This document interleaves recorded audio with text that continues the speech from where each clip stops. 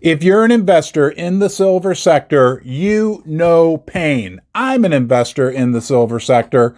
We know what it feels like to get kicked in the groin and then feel a little better and get kicked in the groin again and then get kicked in the groin again. It feels like lately the beatings never end. But I have a solution for you. I have some good news, and it's called the facts.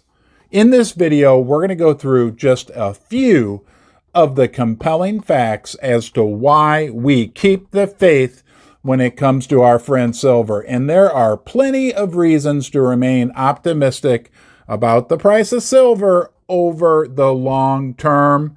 Look, things will get better. Let's look at these positive factors right now.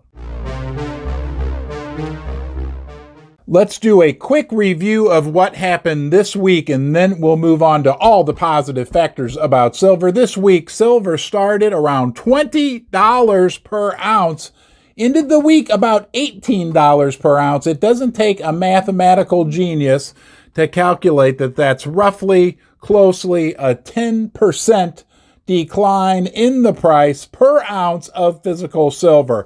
Absolutely atrocious and horrible. You might feel mad, you might feel sad, you might feel frustrated. Whatever you're feeling, it's okay because it was just a crappy week. Now, the miners didn't fare much better. They were down about 6% for the week. As a matter of fact, the SIL ETF that tracks the silver miners ended the week at $23.50. Now, may I remind you that 3 years ago, when silver was $15 per ounce, even lower than it is right now, the SIL ETF was significantly higher at $27 per share.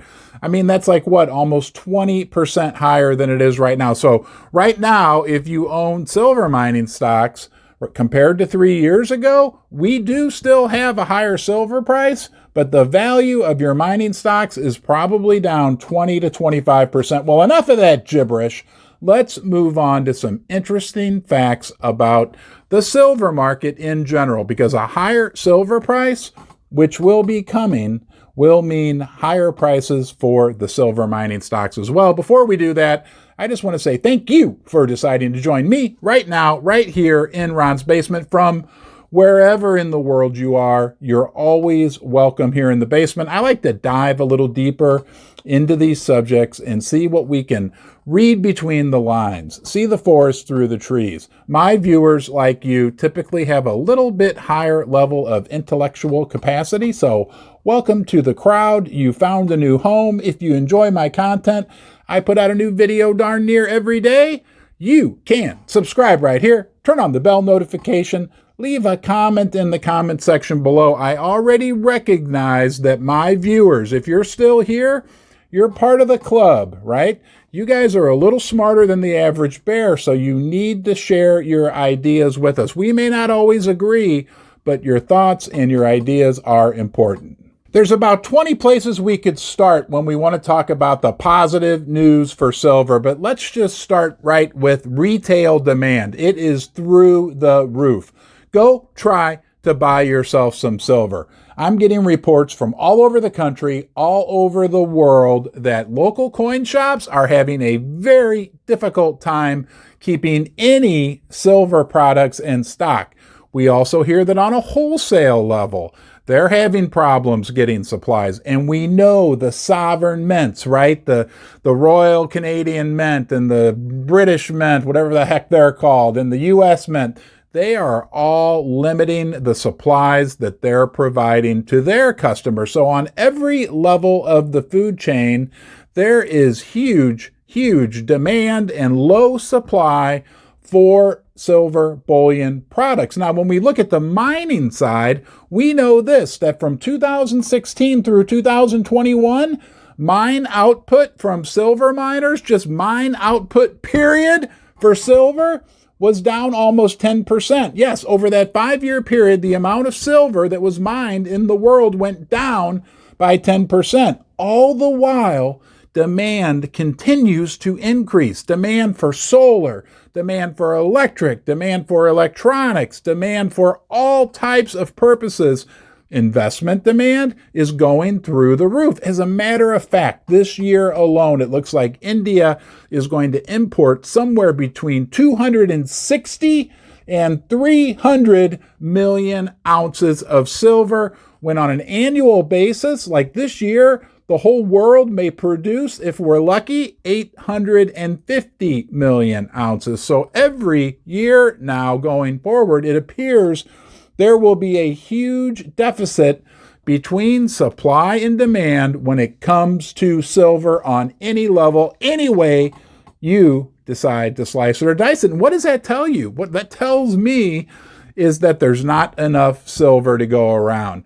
They can manipulate the price on a short-term basis. It's been proven over and over that the precious metals, gold, silver, have been manipulated for years and years.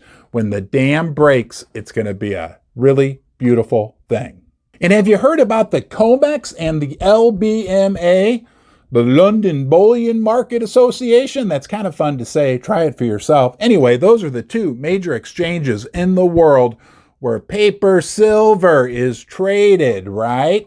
So they have vaults where they're supposed to have the real silver that backs up all the paper silver, contracts, derivatives, make-believe fairy dust, unicorn fart silver that they trade. And they trade like 400 ounces of unicorn fart dust silver for each real ounce that they have.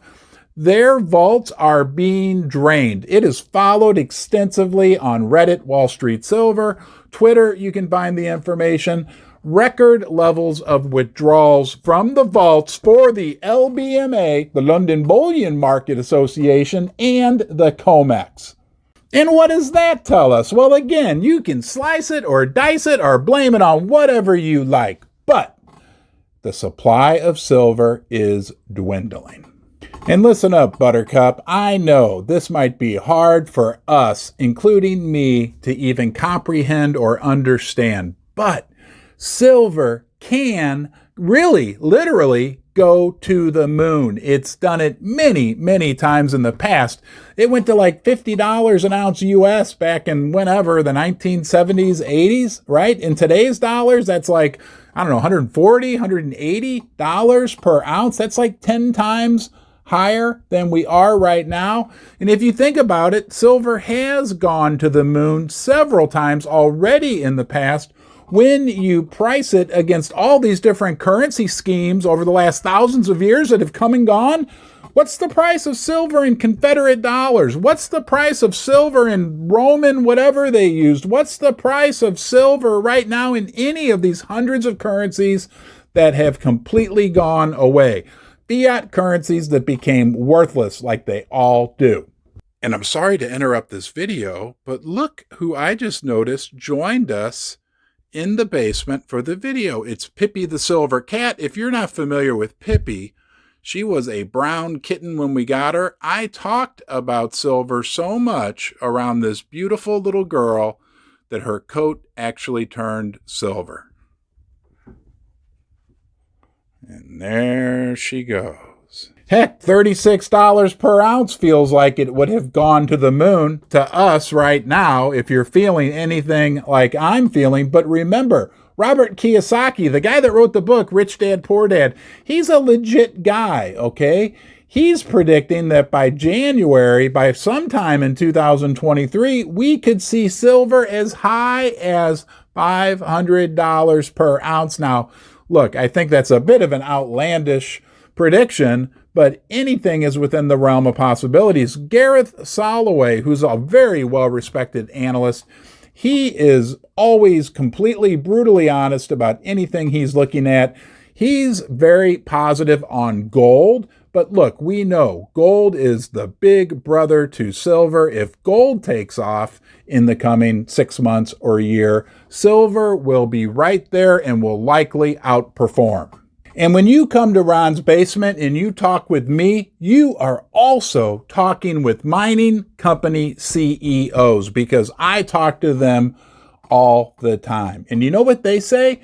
They say, Ron, we can't find new silver deposits. And Ron, if we do find new silver deposits, they are very difficult to get permitted. And if we do get them permitted, there's no money available to build new mines. What does that tell you guys? The supply of silver, when we look out 5 years, 5 months, 50 years, 10 years, whatever time frame we want to look at, the supply of silver, there's been no investment in the silver sector. Very, very little. When this demand does pick up, and don't forget, you can hardly get the stuff on a retail level right now. Anyway, when all the other demand catches up, when the LBMA and the COMEX don't have any silver to settle their contracts, and there's a recognition that we need a lot more silver, well, guess what? They can't just turn a knob and turn a silver mine on. At best, it's going to take 10 years to go through that whole process where the world will be able to supply more silver that's going to be demanded very, very soon. So for now, friends, we endure getting kicked in the groin, and we may get kicked in the groin a few more times, but in the end, we will be fine. Look, in the short term, silver's fighting against tight monetary policy from the Federal Reserve. It's fighting against a strong dollar. It's fighting against higher interest rates, right? All that crap is interrelated to one another. It will change. The dollar could get stronger. Silver could go lower, okay? We will survive, but the dollar can't stay strong forever. We've already got countries around the world, all type of people calling the White House, calling the Federal Reserve, saying, hey, we can't deal with this. So when that pendulum shifts back, right, when the reality of the bubblegum and duct tape economy comes home to roost and money needs to be printed and the U.S. dollar continues to be diluted and lose its value like it's consistently done for the last 100 years or so, the price of silver will go up and we will be proven correct. Now, that's my hypothesis. That's my thesis. Don't you dare base any investment decisions based upon any of the information that I shared with you today. Just my opinion. Don't buy, sell anything, decide to get married, decide to adopt a puppy, any major decisions. I just like to share with you my thoughts on the subject matter, and I like to hear your thoughts too, so leave a comment in the comment section below. I appreciate you joining me in Ron's Basement. You know you are always welcome here. Anytime, just click, come visit. I'll be waiting for you. Until next time, you, yes, you, be well.